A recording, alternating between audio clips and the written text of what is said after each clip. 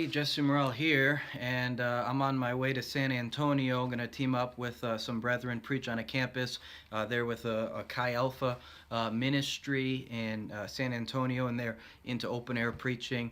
I stopped here in the Austin area just at a hotel, and it's about 11:30, almost midnight, but I've wanted to make this video for a couple days now. This is an issue that's really been bothering me. I keep hearing things on the news and hearing statements that students are making on campus. This is a real cultural problem, especially on universities and colleges today. It's a whole philosophy. It's really a whole worldview that I want to attack, because I think it's hurting people. It's hurting minorities. It's hurting our culture as a whole. It's hurting people and holding them back. So I want to just tackle it head on. And so today I want to refute this white privilege propaganda. If you're a college student, you've especially heard this idea of white privilege, and I think some people just take it for granted. They don't really think that much about it. They just accept it. They're like, oh yeah, white privilege. If you're white, then you have privilege. But look, I am a white male, a young white male, American, but I can tell you that I don't have white privilege. I was born in a very poor family, in a very poor city, with very little, things that were just handed to me. I wasn't fed with a silver spoon, lots of disadvantages. And it's kind of insulting, really, to think that, these people are saying that just because I'm white, that I somehow have privilege over black people, where there's plenty of black people who come from better families, come from better neighborhoods, who have a better education, who have better jobs, who have better incomes than I have. Plenty of black people. Or minorities, or any other people, non-white people, any non-white, Asian, Mexican, African, you name it. There's plenty of minorities or non-white people who have much more privilege than I was given in life. And so just because I'm white doesn't mean that I have this privilege. The thing with this mentality of white privilege is that it implies a black disadvantage or a non-white disadvantage. That if you admit this premise that there's white privilege, that just because you're white, you have some type of privilege or advantage in life, then that, automatically implies that there's a disadvantage for everybody else. And so from the onset, it creates this mentality of disadvantage, that black people or Mexican people or Asian people are at a disadvantage for something that's out of their control, whereas white people have this great advantage for something that, they didn't choose, or they have nothing in it. But look at America today. Okay, we just had a black president for 8 years, our first black president. And so you can be black, you can be a non-white person and become the president of the United States. So you want to, talk about having some type of disadvantage. Look, Barack Obama had a lot more privilege than I ever had. Okay, he went to Ivy League schools, went to, Ivy League university, was senator and all these things. He became the president of the United States. He's had a lot more advantage than I, as a white male in America, has had. I've never had the opportunity to go to a college or to go to a university, certainly not with any scholarships. If you want to talk about white privilege, there can be black privilege too in that sense then, because you can get a college scholarship simply for being a black person, or simply for being, there's a black college fund. And so, that's a privilege that as a white person I'm certainly not entitled to. And so what can't you do if you're a black person and white people have this white privilege, a great advantage over you? What can a white person do that a black person cannot? And the answer is nothing. You can be black and become a billionaire. You can be black and become the president of the United States. I mean, you can do anything. You can go to college. You can get whatever career you want, whatever job you want. Your skin color is not holding you back. The only thing that's holding you back is yourself from choosing to pursue these goals and to acquire the skill and the knowledge that's necessary to attain them. You know, this mentality that you're a victim, as something someone else is holding you back, that mentality itself is holding you back. But I'll get into that. So what is it that, you know, that white people can do that black people can't do? Nothing. The answer is nothing. We're all on an equal playing field. We all have equal opportunities. We all have equal amount of time in the day.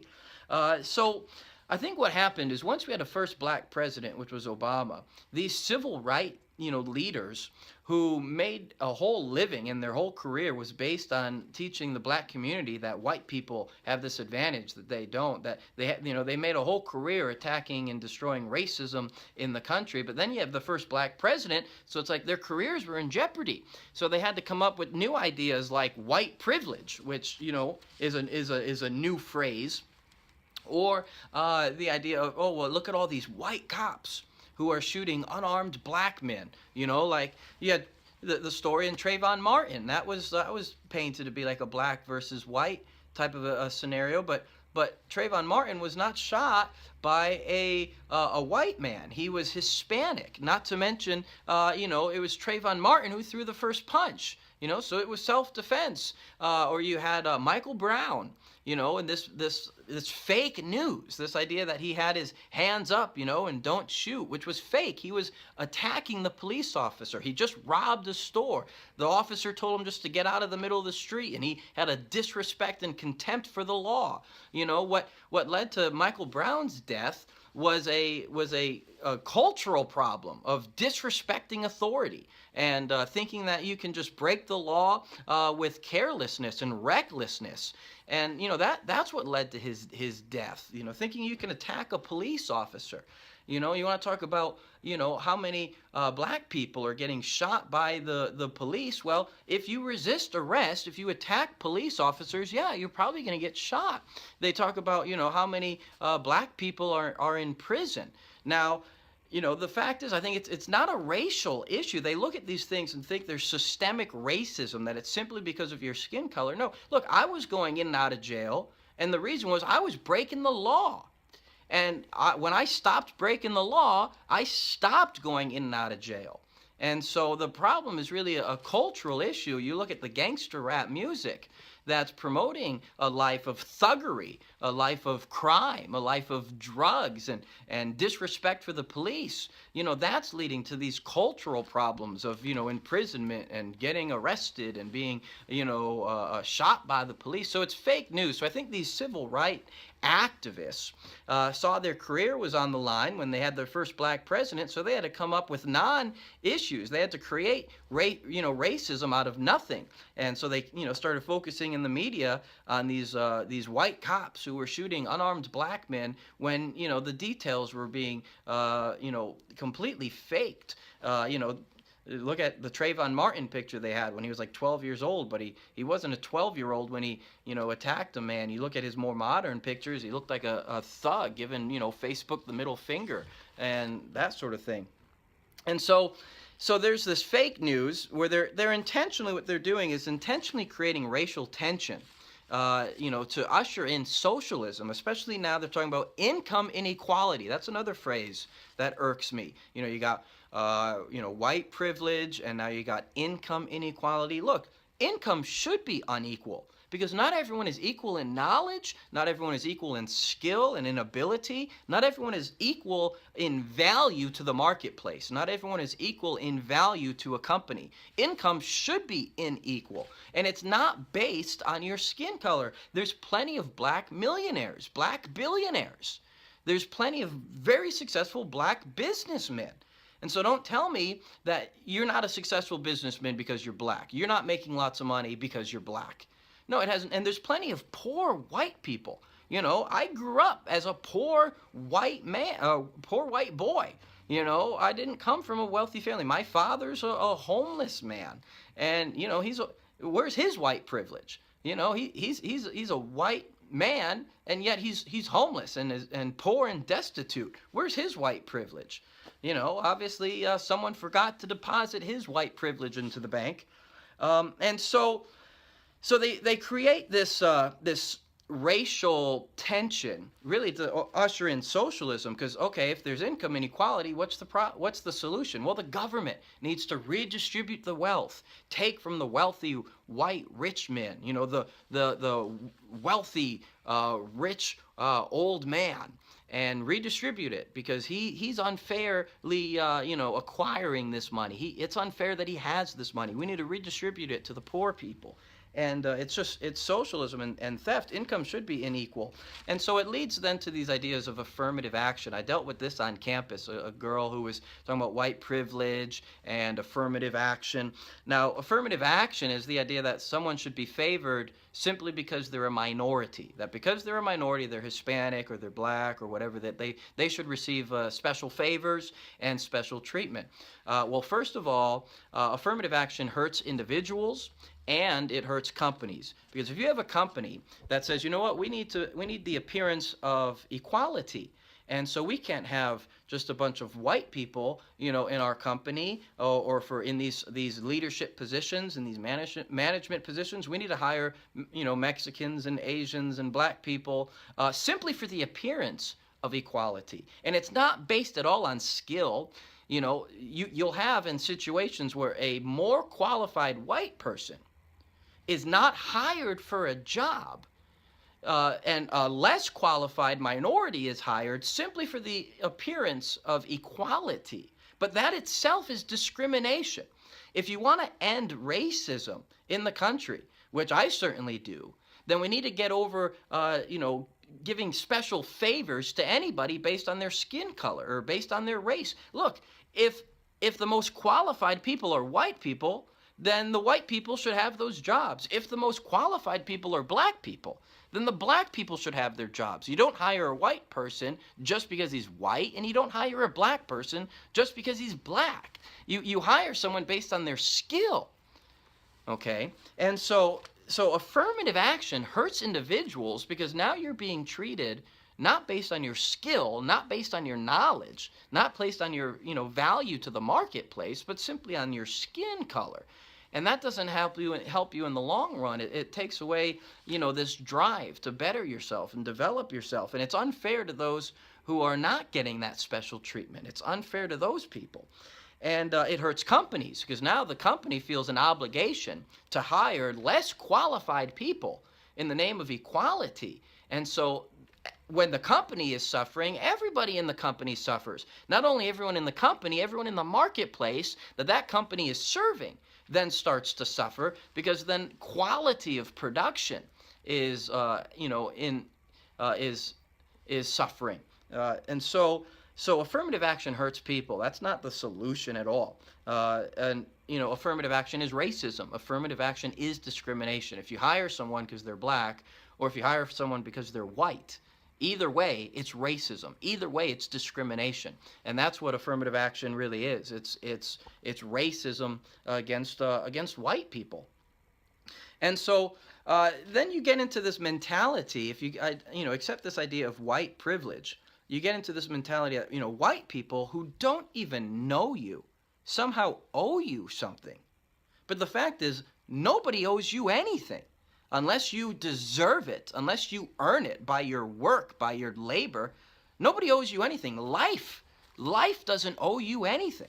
So you have two conflicting, philosophies. One is, entitlement, that you're entitled to something because of your ancestors or because of your skin color, that you're entitled to special treatment, you're entitled to certain favors, versus reality that you get what you work for. You get what you earn. So not entitlement, but earning. Not just entitled to a job or entitled to an income, but actually earning it, actually deserving it.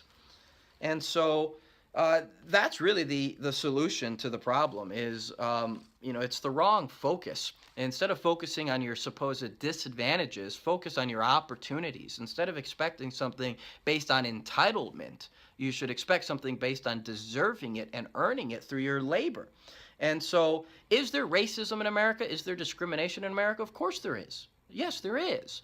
But I can tell you from my personal experience, most of the white people I know are not racist. the most racist people, I hate to say it, the most racist people that I've met, as you know, as far as numerically, is coming from the black community that's racist towards white people, that think that, you know, they should get special treatment because of their skin color, or white people are evil just because of their skin color. And I mean, yeah, there is racism in America, but it's on both sides. And it's just, you know, but it's, again, it's the wrong focus. The focus should not be on our disadvantages in life. We've all had disadvantages. I've had many disadvantages, hardships, setbacks, but you should focus on your opportunities. That's where the focus really ought to be. So this victim mentality, ultimately it cripples you, because now you think you don't have to work for something and earn it, that it should just be given to you, and that cripples your productivity, it cripples your advancement in life. And so you need to get over this victim mentality. I remember talking to a girl on campus. She said, well, you know, because I'm black, there's certain jobs, you know, companies won't hire me just because of my skin color. And so she's in favor of affirmative action, that you should hire someone just because they're black. And but I said, look, you know, I think it's the wrong idea here. If someone doesn't hire me because I'm white, my mentality is fine. I'm just going to go and create my own job. If someone doesn't hire you for a job, go and create your own. You know, it's a different perspective. You know,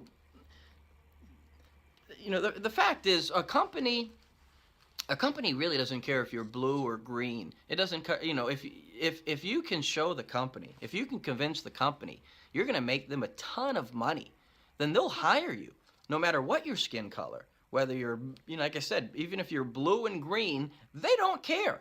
If you can convince the company that you're going to make them a ton of money, that you'll make them more money. This is how you get a job, okay? You convince the company that you're going to make them more money than it's going to cost for them to pay you to do that.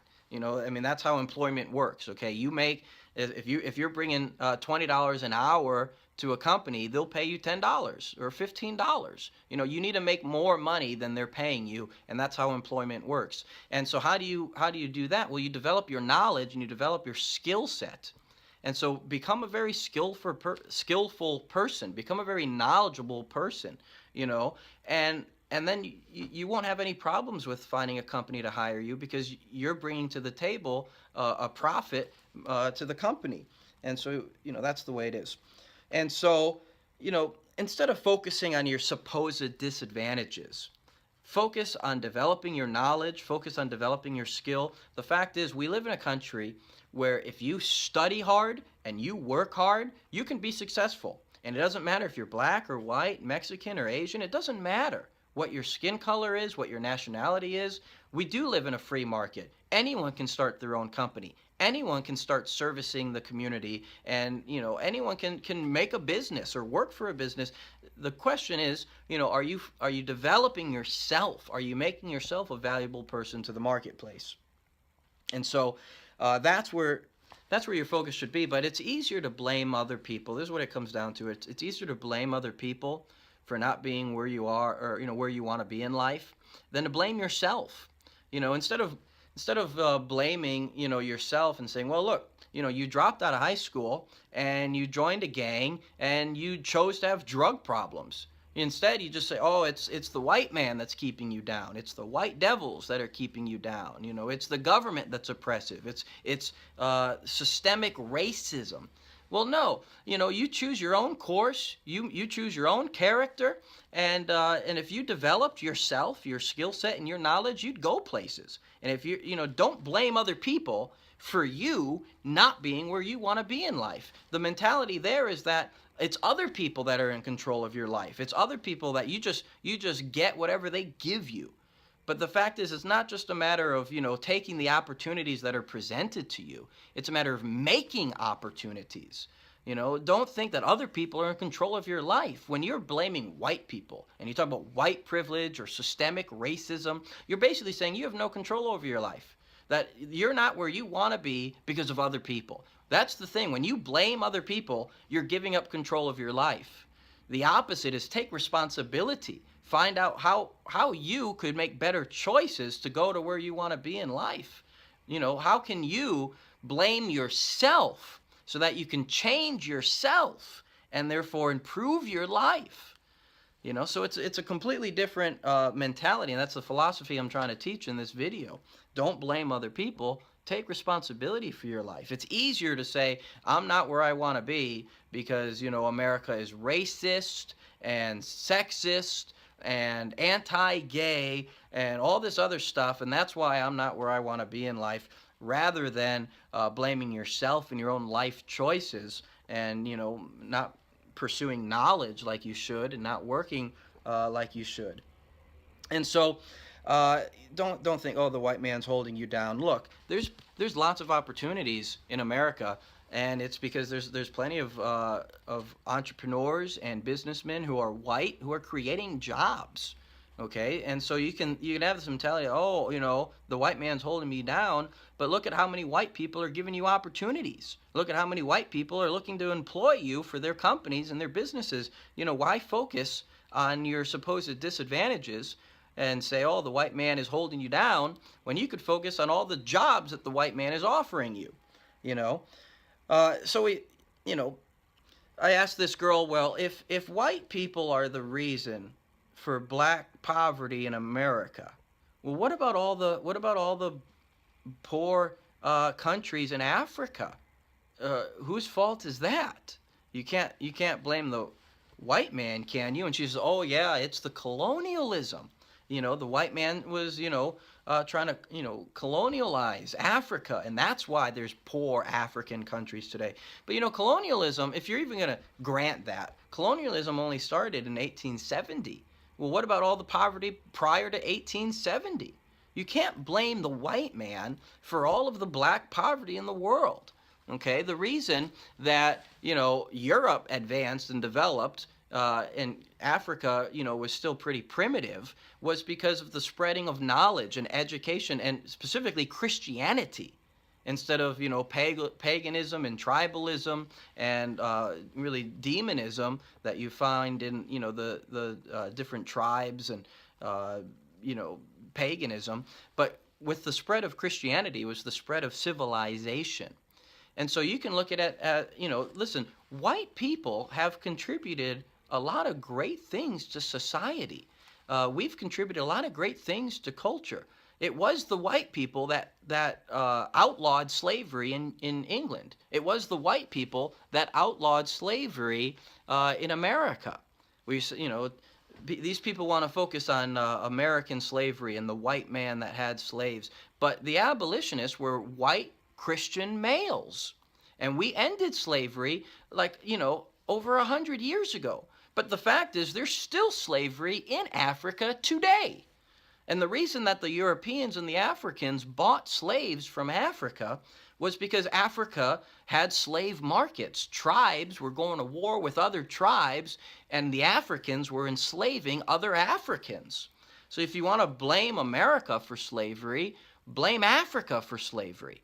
And the fact is, what nation didn't have slavery? Africa has it today. The English were enslaved by the Vikings. The Irish were enslaved by the English. The English were enslaved by the Irish. The Romans enslaved the Greeks. The Jews were enslaved by the Babylonians and the Egyptians. So you talk about, the reason you're poor is because you're a descendant of slaves. Well, look, I'm a descendant of slaves most likely because I'm Greek, I'm Irish, I'm English. And there was lots of English, lots of Irish, and lots of Greeks that were enslaved. So, don't look at your ancestors and say, well, because of their circumstances, I'm not where I want to be in life.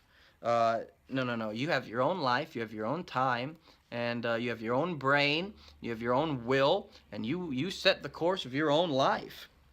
So what I'm really trying to get at here is that you need to change. What's good for everybody in America is don't focus on this white privilege idea. Don't focus on this affirmative action, entitlement philosophy. Take responsibility for your life. Develop your skill set. Develop your knowledge. Don't blame other people for not being where you want to be at life.